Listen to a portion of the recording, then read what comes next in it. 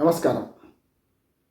వ్యూహాత్మకంగానే ఇవాళ అసెంబ్లీ ఒక రకంగా నడిచిందంటాను నేను. ఎందుకంటే కేవలం 5 రోజులు నడవాల్సిన అసెంబ్లీలో రెండవ రోజు, మొదటి రోజు 29వ తేదీ నాడు కేవలం సంతాప తీర్మానాలు, అట్లాగే 0 అవర్ నడిచింది. కేసీఆర్ గారు వచ్చారు, సార్ వచ్చారు వెళ్ళిపోయారు, అయిపోయింది. ఇది రెండవ రోజు, అంటే 3 రోజులు విరామం తర్వాత ఇవాళ 2వ తేదీ జనవరి 2 నాడు ఆయన రాలేదు. రాకపోవడానికి ఒక రకం నేపథ్యం ఉన్నది. రావాల్సి ఉండే, వస్తే మంచిగా ఉండే. ఒకవేళ నిజంగానే రేవంత్ రెడ్డి గారు కనుక తప్పు మాట్లాడితే, అవమానం చేసి ఉంటే రేవంత్ రెడ్డి కంటే కేసీఆర్కు సానుభూతి పెరిగేది. మనం చూసాం కదా, చాలా ఉపాయంగా రేవంత్ రెడ్డి గారు కేసీఆర్ గారు ఆ సభకు రాగానే వెంటనే వెళ్ళి పలకరించడం, దానికి తగ్గట్టుగానే రేవంత్ రెడ్డి గారు మన కేసీఆర్ గారు లేచి నిలబడడం, ఇది మంచి పరిణామం జరిగింది. కానీ దానివల్ల ఎవరికి మైలేజ్ వచ్చింది? రేవంత్ రెడ్డికి వచ్చింది మైలేజ్. చూసినా ఎంత హుందాగా ప్రవర్తించారు. మాజీ ముఖ్యమంత్రి వస్తే లేచి, మాజీ ముఖ్యమంత్రిని పలకరించాలి. అటువంటిది ముఖ్యమంత్రి లేచి తన సీటు దాటిపోయారు. ఎంత మంచోడని గొప్ప పేరు తీసుకున్నారు. దాన్ని అభినందించాను నేను కూడా. రేవంత్ రెడ్డి గారికి తప్పు పడతాడు, దానికి అది వేరే పెడాతాలు కూడా లేవు. కానీ కేసీఆర్ గారు దాన్ని నిలబెట్టుకోలే కదా. అదే రోజు కొద్దిసేపటికి ఉండి వెళ్ళిపోవడం, సంతాప తీర్మానాలు చేసేటప్పుడు కూడా వాళ్ళకు కనీసం చనిపోయిన వాళ్ళకు కూడా గౌరవం ఇవ్వకపోవడం, దాని తర్వాత మాట్లాడకపోవడం, 90 నిమిషాల సభలో ఉంటే మునిగిపోయింది ఏమున్నది? ఏమైంది? దానికి ఆరోగ్యం బాగానే ఉంది కదా. 3 గంటల సేపు మన తెలంగాణ భవన్లో పెద్ద ఎత్తున మరి ప్రసంగించడానికి మంచినీళ్ళు కూడా తాగకుండా, పాలమూరు రంగారెడ్డి జిల్లాలో మన పాలమూరు రంగారెడ్డి ప్రాజెక్టులో అన్యాయం గురించి అనర్గళంగా మాట్లాడారు కదా. అక్కడ 2 మాటలు మాట్లాడారు. తోలు తీస్తా అనేది ఒకటి, నిన్నటి దాకో లెక్క రేపో లెక్క అన్నారు. 2 అంటే వీడు 20 అన్నాడు. వీళ్ళు చూస్తున్నాం కదా మనం. 2 అనిపించుకొని 20 అనిపించుకున్నారు, 2 అని 20 అనిపించుకున్నారు. పోనీ ఇవాళ రావాల్సి ఉండే కేసీఆర్ గారు, ఇవాళ సభకు రావాల్సి ఉండే. ఒకవేళ ఇప్పుడు రేవంత్ రెడ్డి ఏం మంచోడు అంటలేదు నేను. మొన్న చేసిన పని ఏంటంటే, మీ గౌరవానికి భంగం కలిసి మీరు రావాలి, వస్తే మంచిది అన్న రేవంత్ రెడ్డి మాటలు నమ్మాల్సిన అవసరం ఏం లేదు. వెంటనే తాను తిరగబడి రేవంత్ రెడ్డి అపరిచితుడు అంటున్నాను. అపరిచితుడు ఎట్లా ఉన్నాయంటే, అప్పుడే మేము మర్యాద ఇస్తాం, మీరు రండి అంటారు. వెంటనే ప్రెస్ మీట్ ఏమంటున్నారు? హరీష్ రావును కేసీఆర్ను ఉరిదీసినా తప్పలేదు.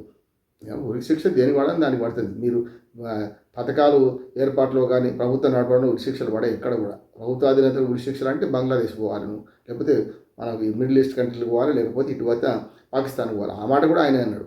మిడిల్ ఈస్ట్ కంట్రీలో అయితే మనకు ఓ రకంగా చెప్పాలంటే రాళ్ళతో కొట్టి చంపేవారు అన్నాడు. అంటే మనం ప్రజాస్వామ్యంలో ఉన్నావా, లేకపోతే అటు ఆ నిరంకుశ రాజ్యాల్లో ఉన్నావా, దుర్మార్గమైన ముస్లిం రాజ్యాల్లో ఉన్నావా? అర్థం చేసుకోవాలి కదా రేవంత్ రెడ్డి. అంటే ఇటేమో నోరు మాట్లాడుతుంది, ఏమని మీరు రండి, మీకు గౌరవిస్తాం మీకు అని చెప్పి, ఇటేమో నొసలు వెక్కిరిస్తుంది. అందుకనే కేసీఆర్ రాకపోవడానికి కారణం ఉండొచ్చు, ఇది కావచ్చు, కానీ అది కారణం బహానా కాదంటున్నాను నేను. ఇవాళ ధీటుగా వచ్చి ఎదుర్కొంటే మంచిగా ఉండేది. నేనన్న మాట కూడా కాదు, స్వయంగా కవితనే అన్నది, తన సొంత బిడ్డనే అన్నది. మా నాన్న దాన్ని ఇస్తే బాగుండేది, సమాధానం ఆయన ద్వారా బాగుండేది. ఏమంటారు, అప్పటికే హరీష్ రావును కించపరుస్తూ 2 మాటలు మాట్లాడింది ఆమె కూడా. ఏది బబుల్ షూటర్ అని, ట్రబుల్ షూటర్ అంటాం కదా ఆయనను, బబుల్ షూటర్ అనడం, ట్రబుల్ ఆయనే సృష్టిస్తున్నారు అనడం కూడా మరి కవిత అన్నది. కవిత మాటల్లో నిజం ఉండొచ్చు, కానీ ఎవరిని టార్గెట్ చేస్తుంది, ఎవరికి మేలు చేస్తుంది ఆమె మాటలు అంటే ఖచ్చితంగా తండ్రికి నష్టం చేస్తున్నది, బీఆర్ఎస్ పార్టీకి నష్టం చేస్తుంది, కాంగ్రెస్కి ఒక రకంగా మేలు చేస్తున్నది. కాంగ్రెస్ పార్టీని కూడా ఆమె తెగనాడింది కాదంటలేం. అంటే మా తండ్రిని అంటారా అంటే, తండ్రిని అంటే నీకు దేశం వచ్చింది.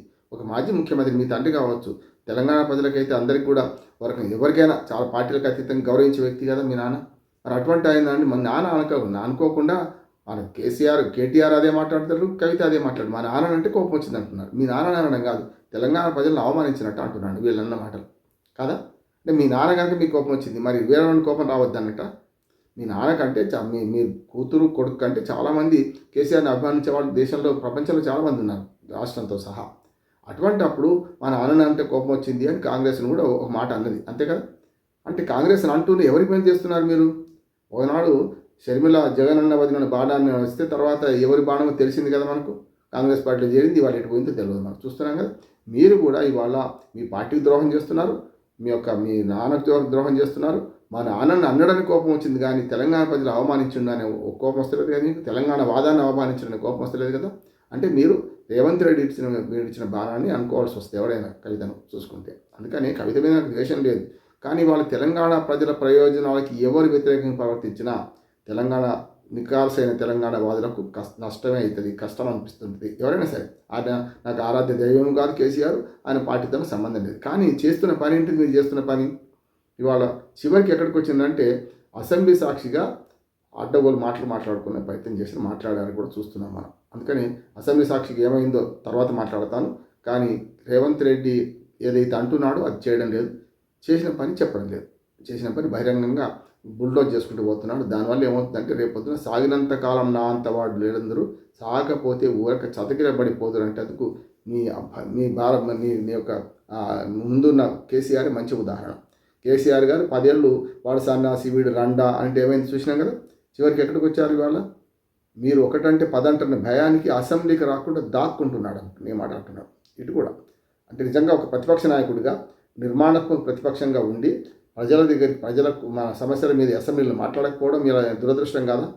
ఇటువంటి అధికార మనకు ముఖ్యమంత్రి, అటువంటి ప్రతిపక్ష నాయకుడు, మన కర్మ అంటున్నాను, తెలంగాణ ప్రజల కర్మ అంటున్నాను నేను. ఇవాళ ఇద్దరు చేస్తున్న పని తప్పే అంటున్నాను. మీరు చేసిన పని గతంలో అధికారం ఉన్నప్పుడు విరవిగారు కదా, అధికారం పోగానే మొత్తం పోతుందా? మా సహచరులు ఉన్నారు కదా, హరీష్ రావు లేడా, కేటీఆర్ లేడా, జగదీశ్వర్ రెడ్డి లేడా, పల్లా రాజేశ్వర రెడ్డి లేడా, లేకుంటే నిరంజన్ లేడా, ప్రశాంత్ రెడ్డి లేడా, తలసాని శ్రీనివాసరావు యాదవ్ లేడా అని మీరు అనొచ్చు. అది సమస్య కాదు. ప్రతిపక్ష నాయకుడికి నీ బాధ్యత నిర్వహించాలి. ఒకవేళ మన రేవంత్ రెడ్డి నిన్న అసెంబ్లీలో అవమానిస్తే తెలంగాణ ప్రజలు ఊరుకోరు అంటున్నాను స్పష్టంగా. రేవంత్ రెడ్డి కూడా చాలుబాజు అంటాం కదా, చాలుబాజు వేషాలు వేస్తున్నాడు కనుకనే ఈ అసెంబ్లీ సాక్షిని నిన్ను అవమానించాడు. మొన్న ఒక తండ్రిలాగా నాకు తండ్రి అంటాడు, ఒక్కోసారి కదా నాకు ఆదర్శం అంటాడు, అక్కడికి వచ్చి అవమానిస్తుంటాడు. కనుక రేవంత్ రెడ్డిలో ఒక అపరిచితుడు కనిపిస్తున్నాడు. మీలోనేమో భయం అనే ఒక ఉప్పిట మీరు మూసుకుపోతున్నారు, మీకు మీరే ముడుచుకొని కూర్చుంటున్నారు. దానివల్ల తెలంగాణ ప్రజల హక్కులకు నష్టం అవుతుంది, తెలంగాణ ప్రజల నష్టం అవుతుంది, తెలంగాణ భావజాలం నష్టం అవుతుంది. చివరికి మీరు పనికిరాని వాడే మిగిలిపోతారు, చరిత్రహీనులుగా మిగిలిపోతారు. కేసీఆర్ గారు మీరు రండి, మీరు ఆయన ఛాలెంజ్ అంటలేదు నేను, మీరు రండి, ప్రజా సమస్యల పట్ల ప్రతిపక్ష నాయకుడిగా మీరు న్యాయం చేయండి. ఆఖరికి గజ్వేల్ అసెంబ్లీలో కూడా కనపడతలేరు కదా మీరు ఎవరికి కూడా. అంటే ఎక్కడికి పోతున్నారు మీరు? మీ ఫామ్ హౌస్లో పడుకుంటే ఏమవుతుందంటే మీకు నష్టమే జరుగుతుంది. ఇప్పుడు వచ్చేదాకా లేస్తే ఆగను, లేకుంటే లేస్తే లేడి పిల్లను, పంటే పంది పిల్లను అంటే ఉంటే లాభం లేదు. మీరు లేవాలి, స్పష్టంగా ప్రజా సమస్యల మీద పోరాడకపోతే కష్టం, పోరాడాలంటున్నాను. మీరు అసెంబ్లీకి రాకపోవడం వల్ల మీ విలువ మీరే తీసుకుంటారు.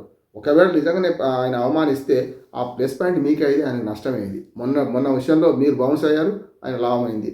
ఇవాళ మీరు మరోసారి ప్రజల దృష్టిలో ఒక ధీరోదాత్తమైన నాయకుడు కాదు, కేవలం అది ఎదురు లేకపోతే యజ్ఞం చేయొచ్చు, ఎదురుంటే మాత్రం నేను ఇంట్లో పట్టుకుంటాననే ఒక దానికి వచ్చారు. ఇది సరైనది కాదు. తెలంగాణ ప్రజల పట్ల ప్రతిపక్ష నాయకుడిగా మీ బాధ్యత నెరవేర్చాలని ప్రజలు కోరుకుంటున్నారు.